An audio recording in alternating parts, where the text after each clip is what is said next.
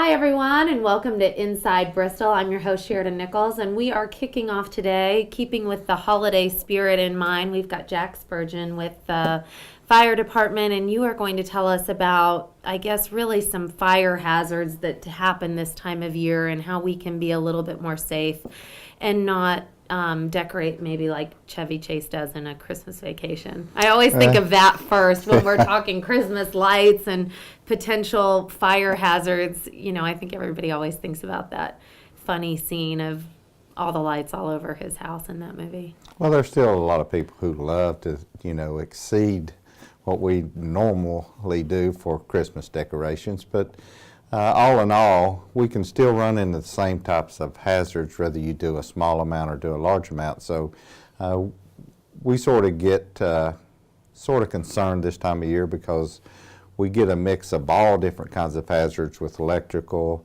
still the cooking and the candle issues that go along with all the year-round fire hazards. And so we want to make sure people understand best practices when it comes to doing your decorations. So let's start with, I guess, maybe some of the big warning things or what we can do to prevent. Because like you said, maybe we don't all go as over the top as Chevy Chase does in that movie, but we still, a lot of people like to have all these different lights. And I mean, is there a certain amount that we should not be having all in the same outlet? Well, we still got, when I say some people still use the older type bulbs that screw in that are the bigger lights, and then you had the mini lights, and then now got the LED. So each specs are a little bit different on how many you should put together in one outlet. So like the larger bulbs, you shouldn't connect more than 50 of those lights together. When I say 50 bulbs and plug it into one outlet. The mini strips, you shouldn't connect more than 3 strands together. And then the LEDs vary from manufacturer to manufacturer, so you need to look at how many of those you can connect together so you don't exceed that fire hazard when you connect all those together. So it's pretty much common with the larger ones, 50 bulbs.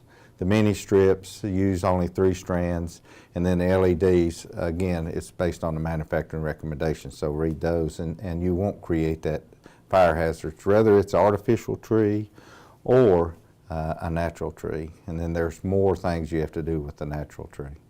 Yeah, and I've actually heard, though, that if an artificial tree catches fire, it can cause more damage than if a real tree catches fire. Well, you've got a lot more of the human-made products with those, Right. with the plastics and stuff like that, which put off a lot more biocarbons, maybe a little more heat.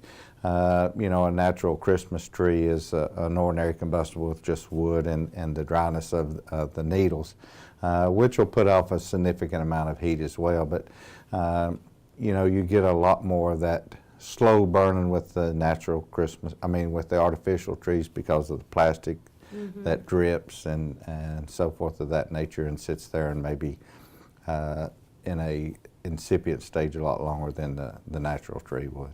What about, do you get a lot of calls this time of year? On average across the country, you'll run about each year about 275 calls that are just fire related with decorations.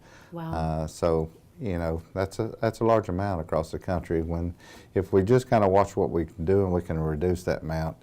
With the natural trees, make sure you keep them watered. When a lot of people may not use the right size base to put them in, or not cut a couple inches off so the water can absorb a lot better in the tree.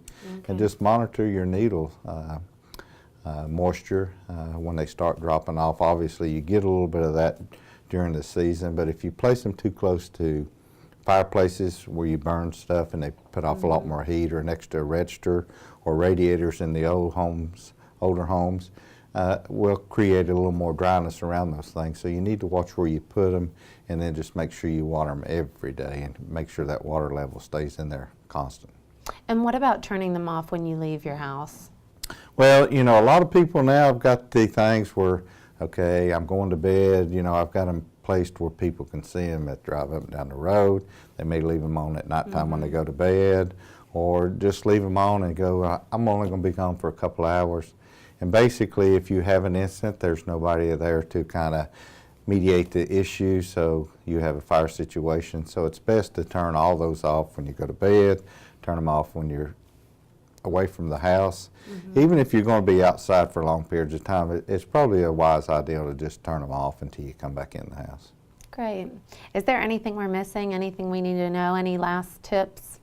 You know, just make sure you monitor all these decorations. You know, don't use an excessive amount of extension cords. A lot of people think when you put extension cords, I'm going to run them out this window, run them to outside lights so they're in a cooler environment so they won't generate enough heat. But it don't matter where they're at when they start malfunctioning. You're still going to have fire situations if you got combustibles around them, or the plug-ins together will burn till they're absorbed all the combustion and stuff around it before they go out. So you just need to kind of monitor everything.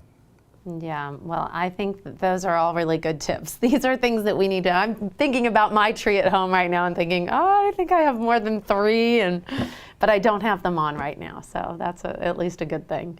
So I'm good about that tip of turning them off when I'm not around. So, well, all good things to know. Thanks for coming on, and stay with us because we'll be right back.